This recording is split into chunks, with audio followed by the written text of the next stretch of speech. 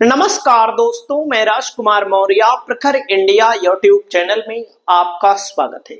बहुत बड़ी खबर आ चुकी है उत्तर प्रदेश की राजनीति से, समाजवादी पार्टी को लेकर और भारतीय जनता पार्टी को लेकर। दोस्तों, उत्तर प्रदेश में 2027 के विधानसभा चुनाव के लिए सभी राजनीतिक पार्टियों ने अपनी तैयारी तेज कर दी है। आज की इस वीडियो में आप सभी साथियों को बताने जा रहे हैं उत्तर प्रदेश की घोसी विधानसभा सीट के बारे में। घोसी विधानसभा सीट के लिए दोस्तों आप लोग देख सकते हैं, यूपी की इस सीट पर 6 महीने के अंदर होगा उपचुनाव। विधानसभा सचिवालय ने जारी किया आदेश, यानी कि उपचुनाव के लिए आदेश जारी हो चुका है। क्योंकि सुधाकर सिंह जो समाजवादी पार्टी के विधायक थे, उनकी मृत्यु हो गई। जब उनकी मृत्यु हो गई तो यहां पर देख सकते हैं यूपी में फिर होगा उपचुनाव। इस सीट के लिए विधानसभा सचिवालय ने जारी की अधिसूचना। किसकी होगी घोषित? यूपी विधानसभा चुनाव के सेमीफाइनल से कम नहीं है उपचुनाव, टिकट की रेस में ये नाम। दोस्तों, यूपी की इस सीट के लिए सचिवालय ने जारी कर दिए आदेश, जाने कब होंगे उपचुनाव।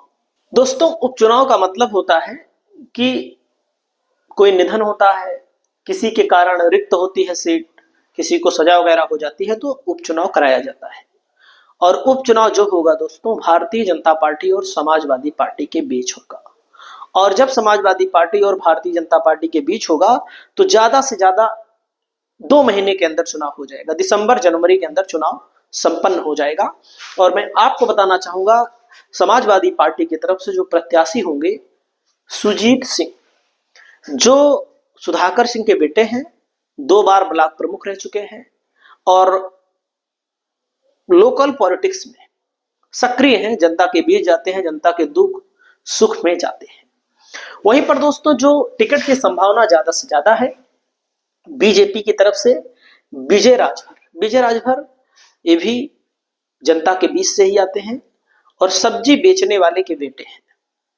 अब पूर्व के विधायक भले हैं, लेकिन दोस्तों इस घोसी की सीट पर उपचुनाव हुआ था 2019 में। जब 2019 में चुनाव हुआ था तो भारतीय जनता पार्टी ने इनको टिकट दिया था और उस समय इनके पिताजी सब्जी बेचा करते थे। ये भी बहुत ही गरीब खानदान से थे, तो इनको भी जनता ने चुनाव जिताया। जब चुनाव जिताया तो अब पूर्व विधायक हो चुके हैं, अब मजबूत हो चुके हैं, लेकिन पहले कमजोर थे कि मजबूत हम नहीं कह सकते हैं, लेकिन जनता ने इनको जिताया। और जनता अगर ऐसे लोगों को जिताती है कभी भी, तो मैं उसका सम्मान करता हूं, कोई भी पार्टी हो। क्योंकि आज के जमाने में आप लोग देखते होंगे, बड़े बड़े लोग, माफिया, गुंडा, बड़े बड़े राजनीतिक के घर से ही अगर विधायक पैदा हो रहे हैं, तो अगर मान लीजिए कहीं पर ऐसी कोई संभावना बनती है किसी के साथ, तो जाहिर सी बात है ऐसे लोगों का सम्मान भी होना चाहिए। घोसी यूपी की पहली विधानसभा होगी जहां पर एक टर्म में 2 बार दोस्तों उपचुनाव होने जा रहे हैं। क्योंकि यहां पर दारा सिंह चौहान 2022 में सपा से जीते थे और समाजवादी पार्टी में तमाम ऐसे लोग आए थे कि जो सोचे थे कि 2022 में सपा की सरकार बनेगी, मंत्री बनेंगे, मलाईदार पद मिलेगा। चाहे ओम प्रकाश राजभर की बात करिए, चाहे दारा सिंह चौहान, चाहे स्वामी प्रसाद मौर्य, धर्म सिंह सैनी, ऐसे दर्जनों नेता आए थे, मजबूत नेता आए थे, लेकिन वे खुद चुनाव हारे। समाजवादी पार्टी की सरकार नहीं बनी और दारा सिंह चौहान खुद हार गए, मतलब जीत गए। दारा सिंह चौहान जीत कर फंस गए। जब दारा सिंह चौहान जीत कर फंस गए तो जाहिर सी बात है बीजेपी में अमित शाह और मोदी बड़ी गणित खेलते हैं। उन्होंने लोकसभा चुनाव के मद्देनजर रखते हुए दारा सिंह चौहान को बीजेपी में वापस बुलाया। बीजेपी में गए, बीजेपी ने उनसे वादा किया कि हम आपको मंत्री बनाएंगे, आइए। उन्होंने इस्तीफा दे दिया इसी घोसी से। उसके बाद इस्तीफा दिया विधायक पद से, फिर चुनाव हुआ, उपचुनाव। जनता ने जिसको 18,000 से जिताया था आम चुनाव में, घोसी में उसी जनता ने 42,000 वोटों से पटक दिया, हरा दिया, मतलब कि दारा सिंह चौहान को। जब दारा सिंह चौहान हार गए चुनाव, यहां पर दोस्तों मैं आपको बताना चाहूंगा, तो उसके बाद उनको एमएलसी बनाया गया, विधायक बनाया गया, एमएलसी बनाया गया, विधान परिषद भेजा गया और उसके बाद वे मंत्री बने। बीजेपी आप समझ लीजिए कैसे मंत्री बनाती है, पकड़ पकड़ के मंत्री बनाती है। और ओम प्रकाश राजभर का पूरा परिवार लगा था, दोनों डिप्टी सीएम लगे थे। फिर उपचुनाव होगा, सब लगेंगे। बीजेपी अब की हो सकता है जीत भी ले, क्योंकि अब की दूसरी गणित चल सकती है। समझ रहे हैं? दूसरी गणित का मतलब समझ रहे हैं कि बीजेपी जैसे जबरदस्ती जीतती है, जैसे कुंदर की जीता, जैसे जीतना तो आसान नहीं लेकिन जीत सकती है। 2023 में यहाँ पर उपचुनाव हुआ, सपा जीती है। 22 में आम चुनाव हुआ था, सपा जीती। विजय राजभर जो सब्जी बेचने वाले के बेटे थे, ये जीते थे भारतीय जनता पार्टी से 2019 में। 2017 में भारतीय जनता पार्टी जीती। 2012 में समाजवादी पार्टी जीती। और यहाँ पर समाजवादी पार्टी कब जीती है? 12 में जीती है और 19 में जीती है, सॉरी 19 में नहीं, 22 में जीती है और 23 में जीती है।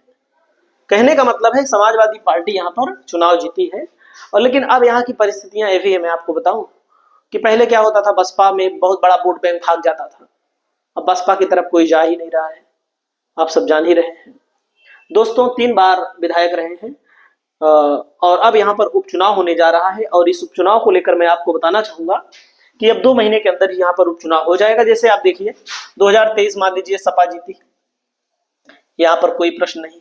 2022 यहाँ पर सपा जीती, तब बसपा को भी यहाँ पर वोट मिलना था, बसपा का वोट और कम हो गया है।